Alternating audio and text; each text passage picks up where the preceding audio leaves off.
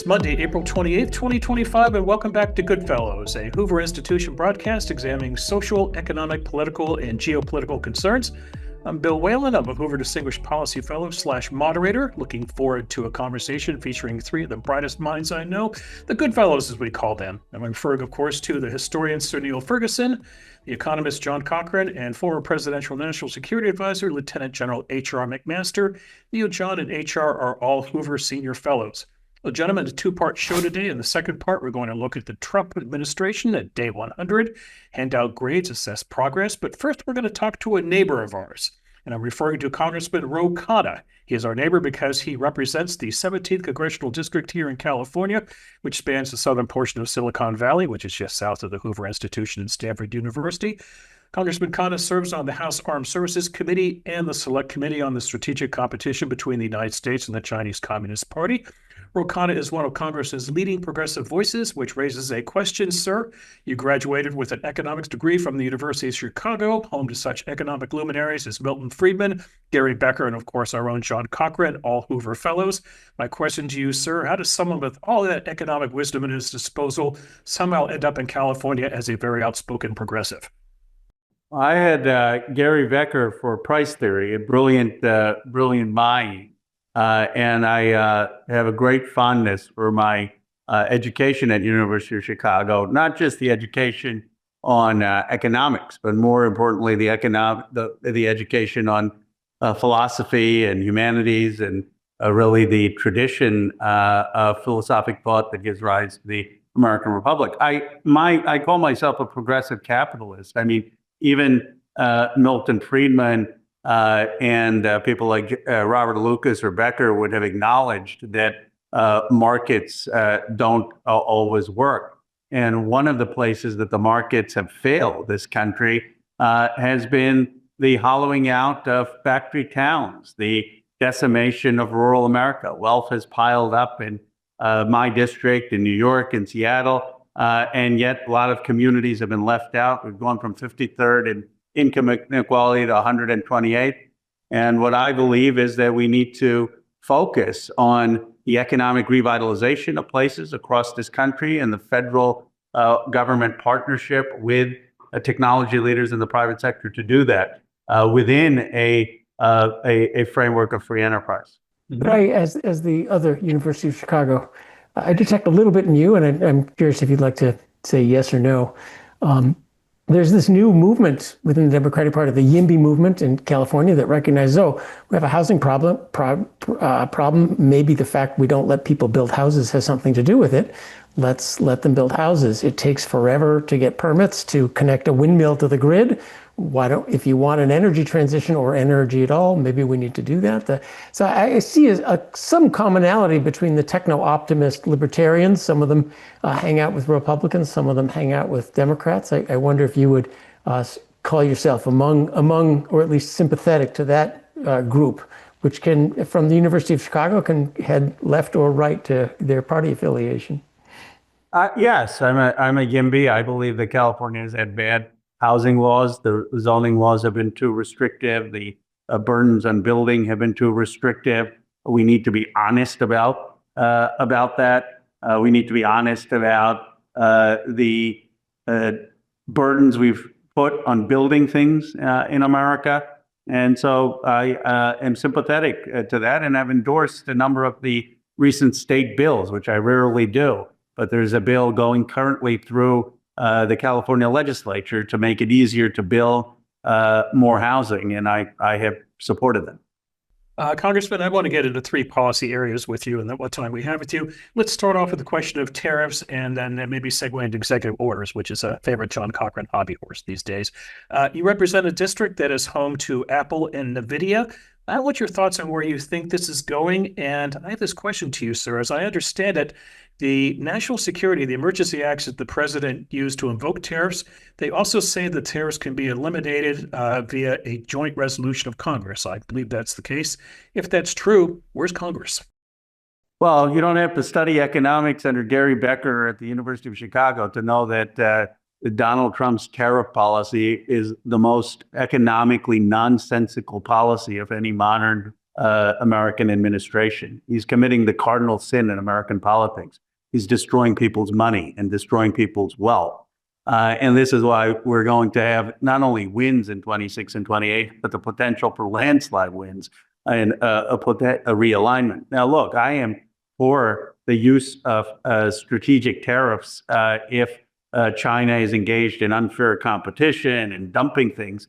But this idea of having blanket tariffs on every country is increasing the price of inputs on manufacturers. And you can't just protect things before building them. I mean, a lot of these tariffs, we don't even have the industry here. And so there are people like Don Bacon, a Republican, who is a Nebraska member who's calling for a repeal of these tariffs. I'm co-sponsoring his legislation. I hope the speaker will bring it to the floor for a vote because what Trump is doing is hurting the working class. He's hurting manufacturing, and he's engaged in an economic policy of self-destruction. If I wanted to, if I wanted to destroy the American economy, I would do the type of tariffs he did. I would declare war on universities like the one you're broadcasting for me. I would cut science and education funding, and I would have policies to say we don't want any immigrants in America through fear. And he's trying really hard. Now, fortunately, America is a great country and will survive this. But boy, he's trying to really hurt the American experiment. But Roy, there's one thing that puzzles me because it's not like Donald Trump concealed his intentions from voters. He campaigned explicitly pledging reciprocal tariffs to take on the universities, all the things that you've just referred to. So how do you explain the fact that your party lost the presidential election to a man who said he was going to do these things? I don't think voters paid attention to all the details of what he said. I'm not sure they believed he was going to do all of the things he said. Voters were upset with inflation. They were upset that we didn't do enough on the border, and 8 million undocumented or more came across.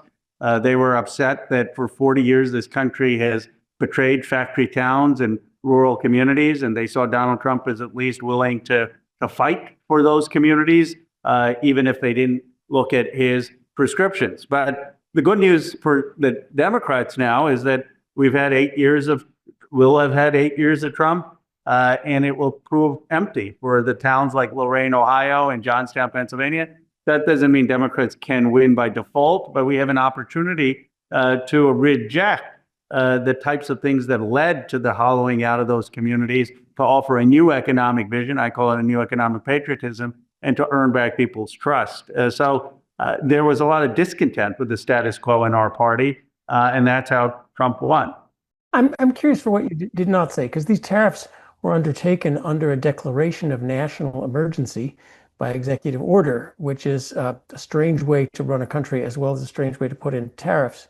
And I'm also curious. So I'm curious that you're not saying Congress needs to take this authority back and not rule by executive order under declarations of national emergency. And maybe you'll take the chance to do it. But also, Biden kept the first Trump tariffs in place, which I thought was pretty sad. Perhaps the experience of these tariffs will be enough to have Democrats come out and resolutely be, we are the party of free trade next time around. Can I hope for that? Well, I agree with you on that. It should be Congress and not executive order. And I guess maybe I'm a little bit jaded about Washington, D.C. and jaded that the speaker is actually going to put this bill that that Bacon has for a vote. But I'm a co-sponsor of basically reclaiming Congress's authority on matters of tariffs. And certainly you shouldn't have this kind of overreach of executive power unless there's a real emergency. We were at war or something that constituted it. It could get litigated in the courts. But the simple thing is for the Speaker Johnson, to put it for a vote. I think you would get a lot of Republicans voting with me. Now, I am not an absolute free trader. I am not a protectionist. I'm for strategic trade. But the biggest thing is before you can protect industry, you need to build industry. And this is where I believe you need federal financing. You need investment in DARPA, NSF. You need investment in our universities. You need investment in our workforce. You need to say if you build it, the government will buy it, as the president did with Operation Warp Speed and as we did with NASA and the semiconductors. And we need a comprehensive policy. And if tariffs then are one component of it, if we're doing hydrogen steel in America and we want to make sure that Europe isn't dumping it or China isn't dumping it. I'm open to that use, but not blanket tariffs and not tariffs divorced from a broader policy like Hamilton or FDR to build industry in this country, or Reagan had with the Plaza Accord and with Semitech, with semiconductors. Yeah, I was just I thank you just answered the question I was going to ask you, actually, because this ties to your work on the China Select Committee, or the Select Committee on the Chinese Communist Party. What do you think is the appropriate, Congressman, combination of tools of economic statecraft, given, first of all, what you've already described as really the loss of critical elements of our industrial base, the degree to which supply chains have become overly reliant on single points of failure controlled by the Chinese Communist Party. I mean, what's your vision of how to employ the various tools of economic statecraft, export controls, tariffs, as you mentioned, investments, inbound and outbound investment screening, and so forth? Do you have some ideas about how Congress can help advance an agenda that counters really China's weaponization of its mercantilist status model against us, while preserving the advantages of our free market economic system and our unbridled entrepreneurship? Well, you've done a lot of excellent work in this area and have testified in front of our committee. The key is, and first is, we need to maintain our technology supremacy.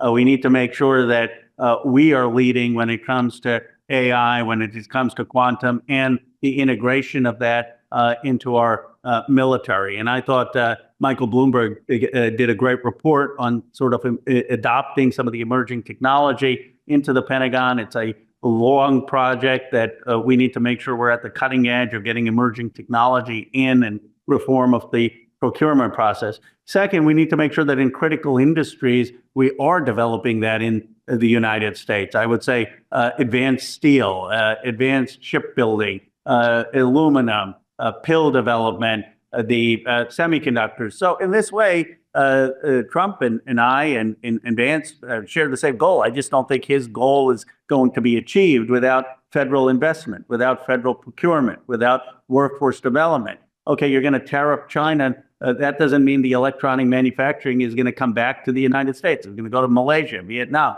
We need to have manufacturing hubs and it related to universities and funding for that in the workforce to be able to do it. And then we need to be able to source critical minerals, not from China. I mean, there are allies like India and others that have a rare earth materials, critical minerals. We need a comprehensive strategy about how we get some of these things not from China.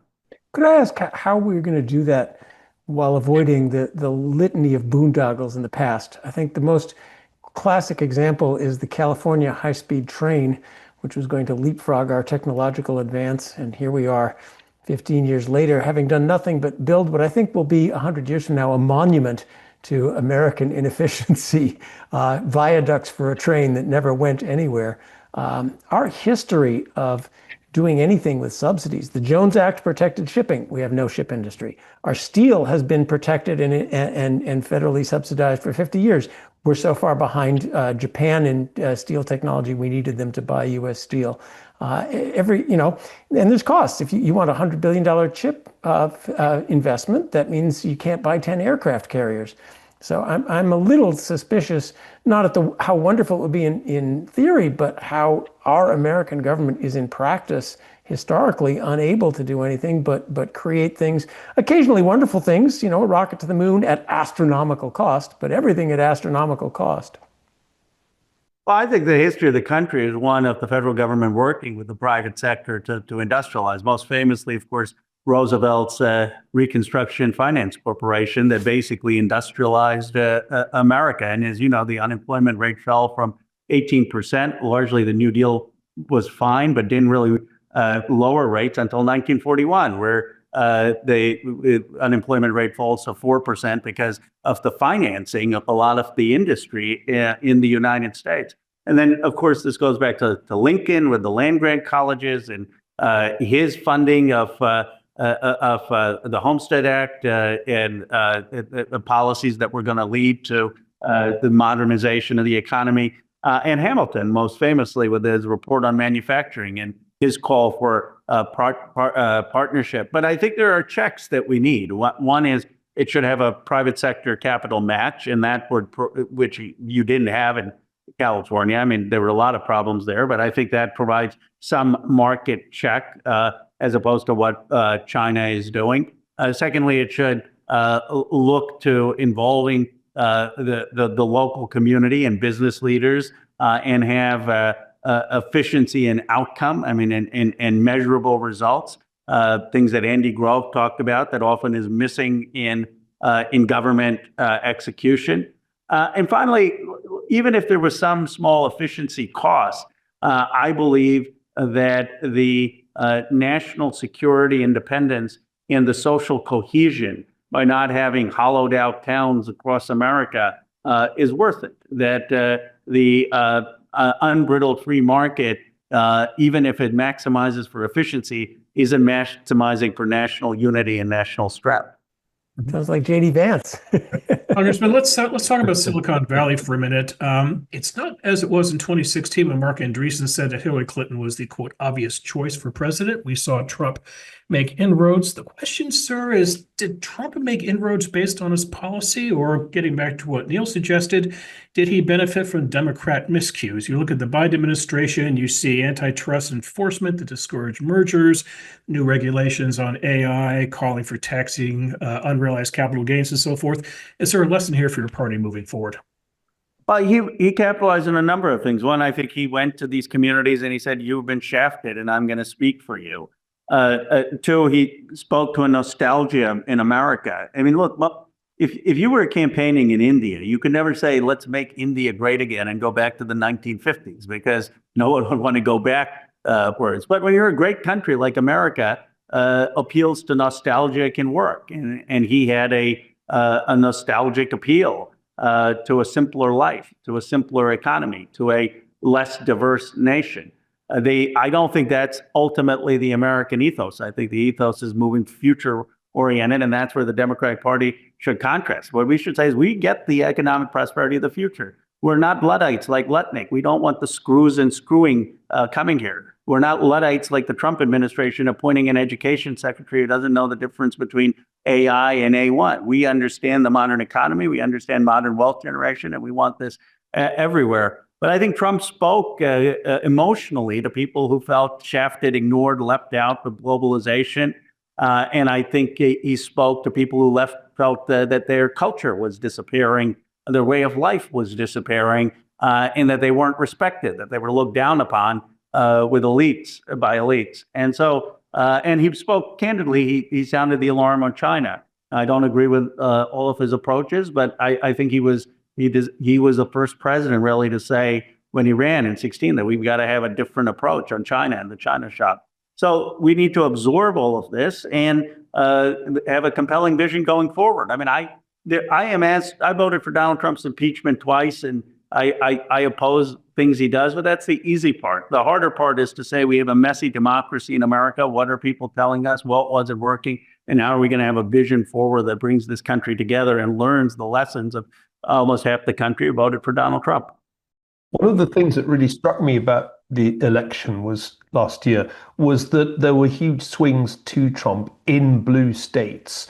And part of what we saw was a repudiation of the Democratic candidate, but the Democratic Party. And I think those of us who've spent time in California get why that was. We get why people in Silicon Valley turned away from your party. And it's because we see all around us the consequences of misguided progressive policies.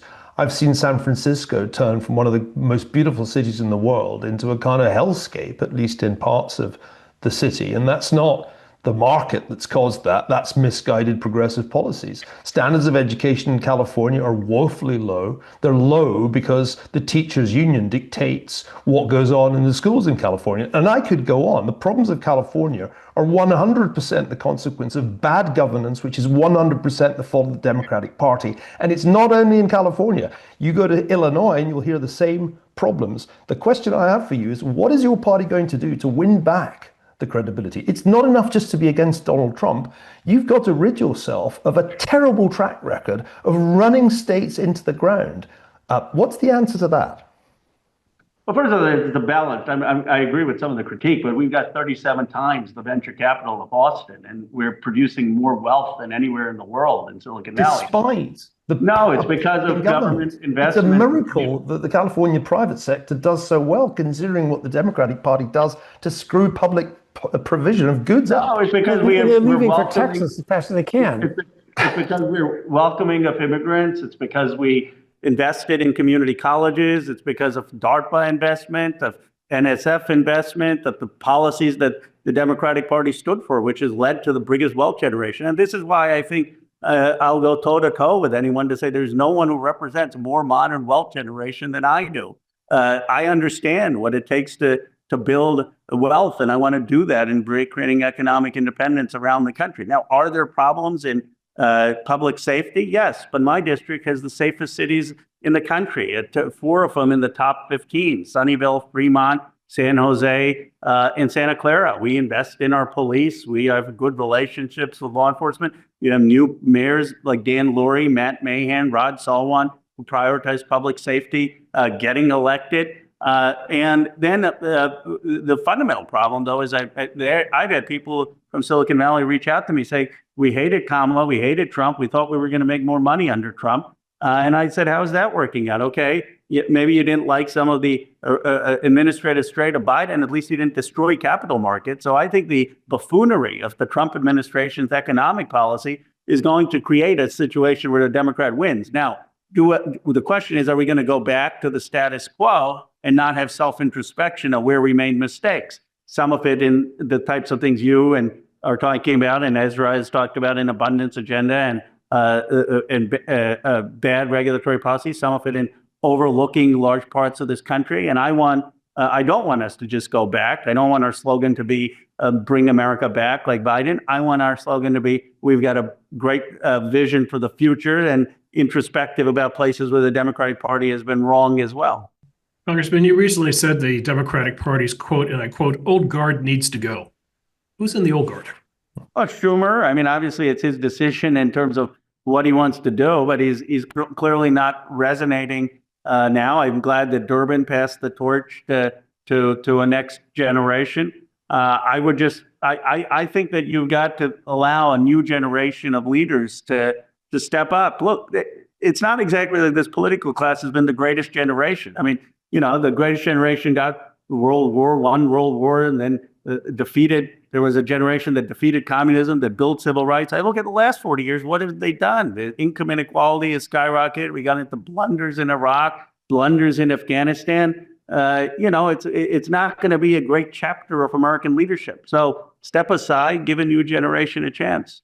What big ideas would you recommend for that new generation? We have gaping wounds, a immigration system that I think we agree is more or less of something that's dysfunctional, needs to be oriented around good economic immigrants and not a sort of an asylum system that isn't working. We have a tax system that is just not raising much revenue at extraordinary marginal rates. We have entitlements that are we either need European style taxes or we need fundamental entitlement reform.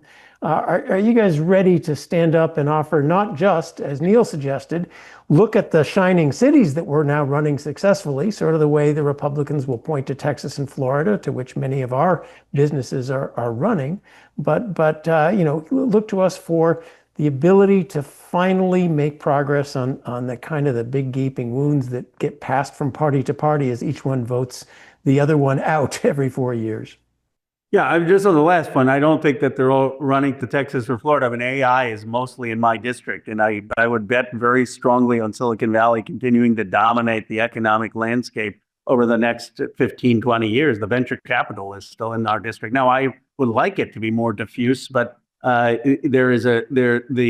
argument for the Silicon Valley is still very, very strong in terms of the models of investing in science and research and immigration. I believe that the biggest challenge for America needs to be tackling geographical economic inequality and economic inequality, that we should have a Marshall Plan for America, looking at Lorain, Ohio, downriver Michigan, Johnstown, Pennsylvania, having new tech academies, new advanced manufacturing, a call for the economic renaissance of this country in every part of America. I mean, Britain had the leveling up initiative. It didn't quite take off. But you look at the problem of Western democracy. It is a problem of Eastern Germany not keeping up with Western Germany, of deindustrialized England not keeping up with industrialized England, deindustrialized America not keeping up with the knowledge economy. And you've gone in America from 53rd to 128th in income inequality. We need to solve that by bringing economic growth and prosperity to areas that haven't had it, and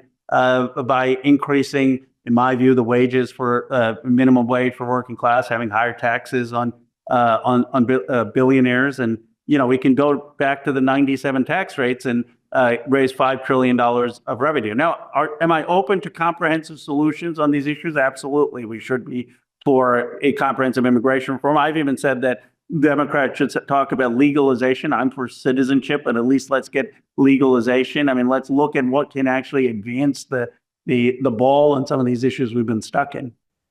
Hey, Congressman, can I ask you, one aspect of this you haven't mentioned yet is deregulation. And of course, California is notorious for having so many barriers to being able to build anything. And we have a colleague here at Hoover, Leo Hanian, who's done a really great job of sort of cataloging, what could be done to unleash, the power of private capital and so forth to get to some of the issues you're talking about right here in California in terms of invigoration of the defense industrial base and industrial base broadly, as well as a supply chain resilience. Can you see in some sort of an effort, bipartisan effort, to support, President Trump's deregulation agenda? Oh, do I think that it's too hard to get permits on things? Absolutely, and certainly in California, but more generally. I mean, I think this is a fair critique of the Biden administration. That it was too hard to build. I mean, the broadband bill, we can depend whether to blame Congress for all the requirements that were put up or the administration, but the idea that we allocated that in 2021 and 5 years later is when the first disbursement goes out is utterly ridiculous. So I'm not going to defend the status quo. What I will say is if you talk to Pat Gelsinger at Intel and you ask him why are the Intel factories not fully succeeding in Ohio, he would put regulatory burdens and permitting at number 4 or 5. He would say the biggest challenge is Wall Street and their dislike of capital expenditure, the fact that they haven't been able to get buyers and that there was not an incentive on buying, the fact that there isn't skilled immigrants and a workforce that's ready to go. So in my view, it's not that I question or defend the regulatory bureaucracy. I think it is too glib, too easy to simply say, if only we had regulatory reform, America would build. It's sort of like a painless solution. We don't have to pay any money for it. Federal government doesn't have to do anything. It's just the bureaucracy. And I'm not doubting that that's part of the challenge. But the reality is we're going to, in my view, have to invest in our workforce, in our federal investment, in procurement policies, and it's going to cost money. And that money needs to be raised through taxes. And this is where I believe that Trump's agenda is insufficient. Final question for you, Congressman Khanna. We sure appreciate your time. You've been on Capitol Hill for about a decade now. You're not quite 50 years old. You clearly are interested in the future of your party. What's holding you back from running in 2028? And if you don't want to run, who do you think should run? Do all signs point to AOC? Well, I believe that the Democratic Party's biggest mistake is we really haven't had a truly competitive election since 2008. I mean, we basically had Hillary Clinton as standing and waiting, and Bernie Sanders put up a fight, but that was a process where the whole party had coalesced around Hillary, and the whole party coalesced around Joe Biden, and the whole party coalesced around Kamala Harris. I'll tell you, whoever the pundits think is not going to be the nominee. That is my only bet. But I'd love to see 10, 15 people, Wes Moore, Josh Shapiro, Whitmer, Buttigieg, AOC if she wants, I mean, whoever the people are, to run and to provide a vision and to have a dynamic, contested battle of ideas. And I hope, by the way, that's on the other side. I for the life of me, don't understand why ambitious Republicans aren't saying Vance Trump's economic policy is a disaster. And Cruz is doing it to some extent, or Holly. And I'm going to have a different vision because I think Vance is a highly overrated candidate. I think he doesn't have Trump's charm. He's not going to connect with Black and Latino men the way Trump does. And so I would like to see a contested primary on both sides. where good ideas emerge and a new generation emerges. Okay, we're going to leave it there, Congressman. Thanks for joining us today, and good luck on Capitol Hill. Thank you. Appreciate it. We now move on to the B block and a conversation about the Trump presidency this week, including the 100-day mark of the Trump presidency, which in America is a good time to look at progress. Gentlemen, I want you to do two things for me. I want you to put on your professor's caps and hand out grades, and I want you to offer two grades, one being a specific policy area, your expertise, and the second being overall performance. HR, let's start with you. I want you to hand out a grade for Trump on national security, and then let's follow up with overall performance grade. Okay, so what I'll say, of course, everybody's focused at this moment, many people are anyway, on what the course is going to be on Ukraine and Russia, and on taking advantage. I think what were opportunities when President Trump came in with the Russia that was in a profoundly weak position, and his opportunity, I think, to put more pressure on Putin and maybe make more rapid and sincere, effective progress toward a ceasefire and an agreement. I think President Trump has kind of blown that. He's blown it. He's done like the opposite of what would have been more effective, which would be to support Ukraine and put pressure on Russian states, put pressure on Ukraine, and seems to be driven by this idea that he could accommodate Russian-defined, Putin-defined security concerns as the best path toward an enduring peace. So on Russia and Ukraine, I give him a D. Okay, D. Overall? Overall, in foreign policy, I give like a B, because the reason is I'm kind of comparing him to what the alternative would have been, and he has been able to reverse, I think, a lot of the previous policies that were unwise, especially in the Middle East in particular, vis-a-vis the Houthis with the support for Israel, and I think what will ultimately happen, which is more pressure on Iran, and I think he's kind of stumbling in to the recognition that China is the primary problem from a trade and economic perspective. Hopefully there'll be an alleviation of some of the higher tariffs on allies and partners, and a real focus on kind of on China as the problem, and a thought out approach to economic statecraft, such as that we recommended in a recent paper, and John, by murder boarding us with the other economists, I think really helped us improve considerably. All right, Professor Cochrane scribbling notes as I see. Grade him on economics and then give an overall grade. The hated notepad by which I try to don't ask John what grade he would give me on that, because shows capacity for improvement. That's very important. Listens. That's very important. Mm-hmm. It started great. First day executive orders saying we're not going to commit energy suicide. We're not going to commit suicide by regulating AI to death, and then it kept going in that direction. Yes, it's a first 100 days of wild stuff. Yep. Big important structural issues like taxes still remained, but out of the box that looked great. Also, asterisk out of the box, I'm uncomfortable with rule by executive decree. We want to do things that last by legislation and norms and so forth. But, out of the box, you stop some immediate damage from happening.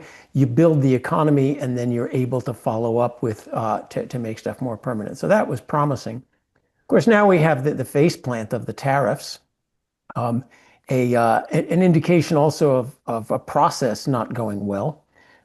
They seem likely to cause a big economic slowdown, at least, if not a recession, if they aren't pulled off quickly. They're also a foreign policy disaster. We've pissed off all of our friends and allies. That will be damage that's hard to do, even if I think they will pull back and we'll have some sort of face-saving trade deal and some sort of tariffs rather than plunge the economy into a financial crisis and a recession. I think Trump's smart enough to do that. But the damage is done, and that will cost him politically and for the opportunity to keep the wonderful stuff going and to solidify it into law. So that's too bad. And so China, I do want to push back on HR. China is a security challenge, but trade with China is not an economic problem. They send us stuff is wonderful. Globalization is wonderful and necessary. The economic problem is that the security is going to cost us trillions of dollars if we decouple from China in national security. So be darn sure you've done your cost-benefit analysis on that one. You wanted a grade? It's still the midterm. And so I don't like to tell students their final grade. It's still before the midterm. I'll definitely issue you started well. You did real badly on the last in-class exam. Room for improvement, and we'll see if you're able to recover from that one. So he doesn't get a grade, he gets a come see the teacher note. Yes, come for office hours, and we'll see if we can straighten you out a little bit. Okay, Professor Ferguson, I want 2 sets of grades out of you. The one is to grade him on his performance vis-a-vis the vibe shift, and then secondly, the overall performance. Well, H.L. Mencken once famously said, democracy is the theory that the common people know what they want and deserve to get it good and hard. And that seems to me very appropriate because they are getting it good and hard. I'm impressed by the fact that President Trump has executed on almost every single campaign pledge he made. Right. Back during the campaign, I remember going through all 37 campaign videos that he recorded. And they covered everything from the border to accreditors in higher education to trade, reciprocal tariffs. It was all there if you care to look. And you've got to give him an A for delivering what the common people voted for. It's hard for me to think of an administration that was so explicit on the campaign trail about what it was going to do. Normally, politicians are very vague about what they're going to do in the campaign trail. You'll remember that Vice President Harris essentially wouldn't reveal anything about what she was going to do. Well, Trump gave you 37 very specific policies, which were translated within 100 days into executive actions of one sort or another. You can't deny that that's kind of how it's supposed to work, and rarely does.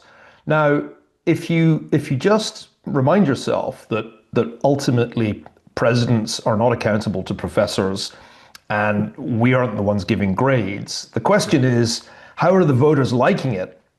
And what's interesting is that they've already cooled quite a bit if one looks at the most recent polling on a variety of issues that, well, they did vote for back last year. And that's before the economic consequences of the tariffs have made themselves felt. So right. I think we should hold back from giving grades. The way the system works is that the public gives a grade next year in November at the midterms, but that's not really the final word because they get to vote on who will succeed President Trump another 2 years after that. It's a little early to give out grades on results, but in terms of delivering what he said he was going to do, it's an A.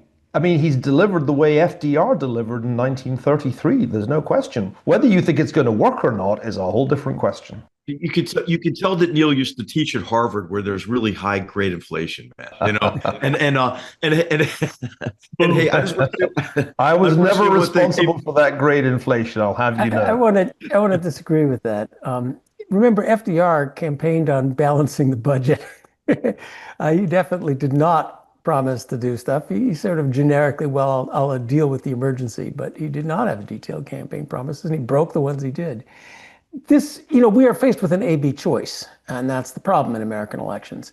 And I read this last election, as well as several of the previous ones, primarily as voting the bums out, rather than endorsements of specific campaign policy promises of Trump or of Biden when he was elected.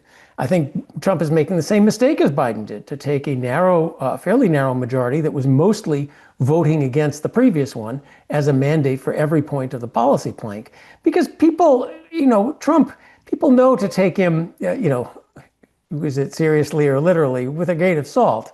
When he says, oh, yeah, let's get rid of taxes on tips. Now, that's not a Hillary Clinton 72-page policy proposal worked out on how tips work. It's an idea. And everybody understood that that's kind of a general philosophy, but not necessarily a campaign pledge. So I think, making good on those pledges, he is very good at making good on those pledges. But I'm not convinced that's what people voted him in to do. In the end, we vote for presidents for judgment, for how they handle problems as they arise, for the events, dear boy, not for enacting a pre-selected program. Sorry, HR. No, I was just going to say, I agree with you guys that all this is a work in progress. And I don't know if we're going to get to it. So I just wanted to mention, because we've had this announcement of a 3-day ceasefire that Russia has agreed to, from I think 9 to 11 May.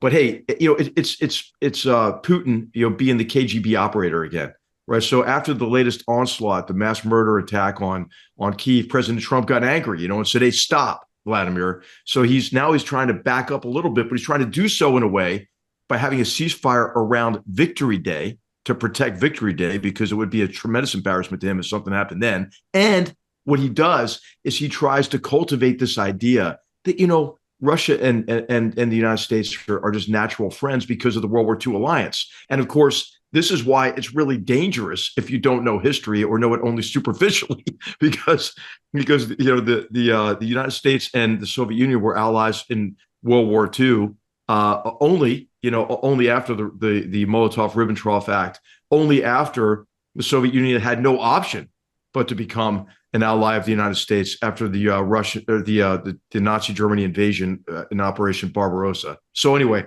I just wanted to get that context out there, that there is room for improvement, right? These grades are not final, but I'm hope that President Trump has come to the realization that Putin is trying to play him. Mm-hmm. I want to ask you guys your thoughts on 3 principles in the Trump administration, and each of these gentlemen represents what we might call a cautionary tale. Neil, let's begin with Marco Rubio, who I think you might agree is the anti-Henry Kissinger when it comes to being a Secretary of State. Is there a cautionary tale here? Well, Marco Rubio is not the first Secretary of State to be somewhat marginalized in the making of foreign policy. This is something of a tradition. In fact, Richard Nixon did it to Bill Rogers, who was his Secretary of State when Kissinger was National Security Advisor. What's interesting about the Trump team is that there is a National Security Advisor, Mike Waltz, but he's also been sidelined, so that Steve Witkoff is doing most of the really important negotiations. That's the interesting part here. And I think Marco Rubio is actually doing okay in maintaining a semblance of credibility under these circumstances. My bet is that Witkoff will not remain for very long in this position, because he is not making the kind of headway that President Trump needs to have, not only with respect to Ukraine, but also with respect to the Middle East. And that's not surprising, because really Steve Witkoff is in over his head negotiating with the likes of Vladimir Putin. So I think Marco Rubio is positioning himself quite carefully for the next phase of the presidency, when Trump admits that it's a little bit more complex than a real estate deal, what he's trying to do with Ukraine and indeed with Iran. All right, HR, Secretary of Defense Pete Hegseth, that in an alternate universe, it might be you running the Pentagon. Hey, I'll tell you, with the people leaving and then making the statements and so forth, I think what you're seeing is not only difficulties associated with the secretary and maybe his preparedness for the job, but also some of the people who have come in to the Department of Defense. What really I find concerning, and because I do want President Trump to succeed, is there was this firing of certain members of the National Security Council staff after Laura Loomer whispered in his ear. Well, these were people who were extraordinarily effective and would have been effective at driving the president's policy. While he was firing these really hyper-competent people, the Department of Defense has been populated by a lot of people who have been funded and supported by the Koch Foundation and who are in kind of the neo-Islamist camp. And you know what? Hey, President Trump is not a big fan of the Koch Foundation. And so I think you're seeing some of these tensions play out in the Department of Defense, largely because of some of the first people they hired there. So what I'm hoping for is they'll bring in, some reasoned internationalists who are on the President Trump side of peace through strength, and recognize that strength comes in large measure through strong alliances and forward-positioned, capable joint American forces, U.S. forces, who can demonstrate to potential enemies that they can't accomplish their objectives through the use of force. And so, I've been encouraged by some of what's happening in the Pentagon. Of course, getting rid of all the kind of reified philosophy, postmodernist identity politics, critical theory nonsense. That's good. That's a positive. And a focus on war fighting. That's a positive. I think they want to streamline procurement. The deputy in the Department of Defense, Steve Feinberg, extraordinarily capable guy. So it's not all bad. in the Department of Defense. But I think what's happened is they brought in some of the wrong people, because these are people who are really good at insinuating themselves, into various departments and agencies. And I hope that also the president recognizes he was being very well served by some of those people he fired, and there's been like this slow takeover of the Department of Defense by people who I don't think reflect his agenda. All right. This is Be Kind to John Cochrane Day. I'm going to give you the big juicy one, John. Elon Musk. Oh, I thought you were going to give me Jerome Powell. You can take Powell if you want to, but I think Musk is maybe more interesting here. Oh, I think Powell's way more interesting. Musk ran this Doge thing for a while. It was very interesting, kind of going after numbers with it, a very limited remit, and now he's off to other things. So I don't know. What else is there to say about Mr. Musk? Okay. Then go after Jerome Powell. Yeah, well, that's where this is the problem with the Goodfellas. I get an answer already for the question I think that's coming, and then you throw me a different one. I don't have anything intelligent to say. Powell's the interesting guy at the moment, of course, because the tariffs are going to be a huge stagflationary shock. So do you raise interest rates to fight the inflation? Do you lower interest rates to try and offset the damage of tariffs to the economy, which is a little bit like giving a cappuccino to someone who's had a heart attack? It's not obvious how lower interest rates are going to convince someone to build a factory when they're waiting to see what happens with the tariffs. But you got to give Powell immense credit as a politician. And I say this with reverence, with admiration. He has steered the waters in Washington, edging just enough towards we're going to look at climate risks to the financial system to keep the Democrats happy without actually printing money to buy windmills the way other central bankers have, and then steers right back just enough. He's kept his job and looks likely to keep it through two of the greatest institutional failures the Fed has ever seen. The big inflation, and then how Silicon Valley Bank showed that the whole regulatory apparatus was rotten. And, keeping your job is the first most important thing to being effective in the future. So, hats off to doing. I would have been, much more principled, and I would have been fired on the second day. So I watched that navigation with some admiration. Okay. What about J.D. Vance? Well, Vice President Vance and I had our disagreements early on in this administration, and since then he's been a little less active on social media, which I think has to be a good sign. He remains something of the administration's attack dog, and that's especially true where Europe is concerned. Hence his appearance in Greenland, which of course the president covets as territory he'd rather the US ran than Denmark. But I do think that the role of vice president is an inherently difficult one. You can just fade into irrelevance, or you can become altogether too prominent and come to grief that way. That was the fate of Spiro Agnew. I think Vance is an important part of this administration. You'll see that he's often in the signal chats that get leaked to the Atlantic, and I think that's important because, of course, he's supposed to be the successor, and this is a really tough thing to pull off. Most of those who've attempted to go from vice president to president have failed, like Kamala Harris last year.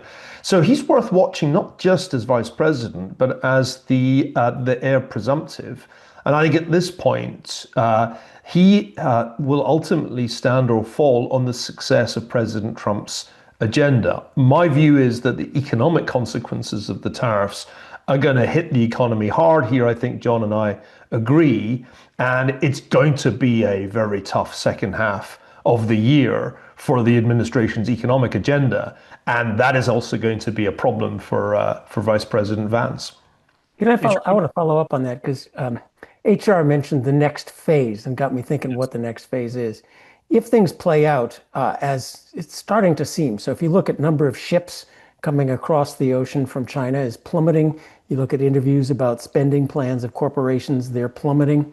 So if indeed what happens next in the next 6 months is a deep economic contraction and financial one, flight from treasuries, interest rates going up, if that's where we go next, then I think the next phase is the rats jumping from the sinking ship phase.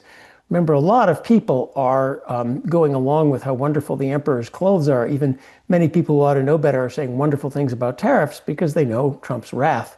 But that kind of economic disaster would be politically disastrous. And the mechanisms for holding people in and loyalty fall apart quickly. So just in all the personalities we're talking about and their jockeying for what are they going to do next, there is a moment in all of these things where the shell falls apart and everyone says, oh my God, how do I save myself? That will be from Palo Alto, entertaining to watch. But for the poor people involved, big bets have to be made promptly. Can I just say, I don't think we're talking about the right person yet, because the most important person in the administration right now is Treasury Secretary Scott Bessent, Yes. who had to come in and explain that the reciprocal tariffs of Liberation Day were about to blow up the bond market and persuade the president to at least postpone the reciprocal tariffs. We saw really quite dramatic events in the past month. Just because the financial crisis didn't happen doesn't mean we didn't get pretty close to it around about April the 9th. So Secretary Bessent has been a crucial player in stabilizing the situation and dialing back the more aggressive protectionism favored by, say, Peter Navarro. I think I'm also going to disagree with John about Jay Powell. I think Jay Powell has not, in fact, been a tremendously successful Fed chair.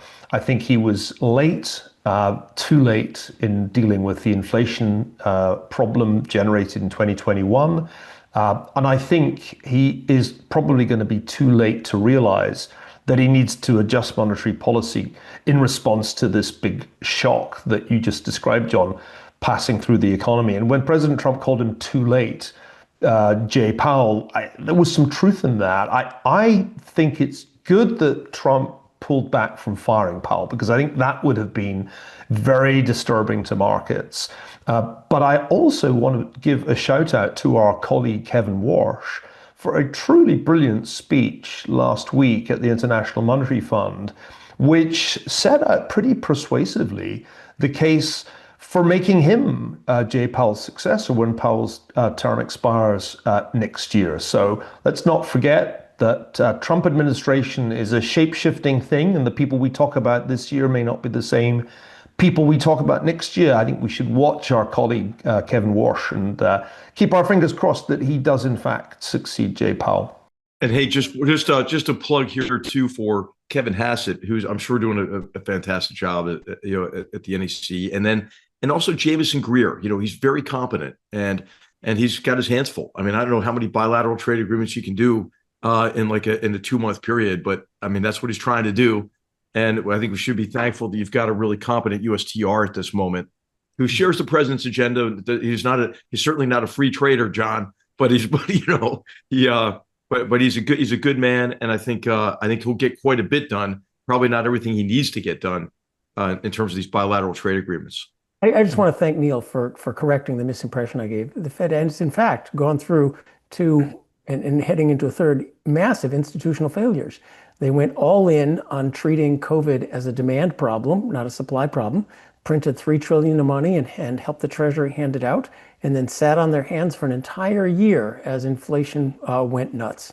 And I think, Powell is, as chair, partly to blame for that. What I was praising him for was his ability to keep his job, despite all that, which, fired or no fired, he has enough support in Washington to not be fired or not be forced out, which most mortals would have been.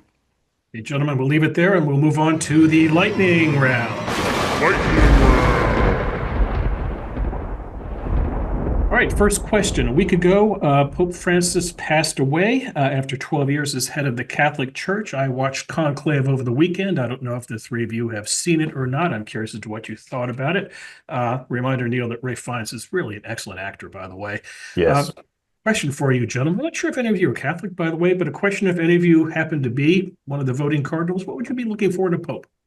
I want to simply recuse myself as a staunch Protestant from offering any opinion on the activities of the Roman Catholic Church. I do agree with you about the quality of Ralph Fiennes' performance in Conclave, though that film has the most ludicrous ending of any film I've seen in the last 10 years. Agreed. And I would recommend my Catholic friends perhaps to skip the last 10 minutes. Right. But what I'm getting at is really the direction of the Catholic Church moving forward. I'll leave that to others. I'll chime in as a lapsed Catholic and a son of a converted Catholic who had read the minutes of the Council of Trent in Latin and could quote from them, which has something to do with my lapse from the true faith. The Catholic Church faces a existential question.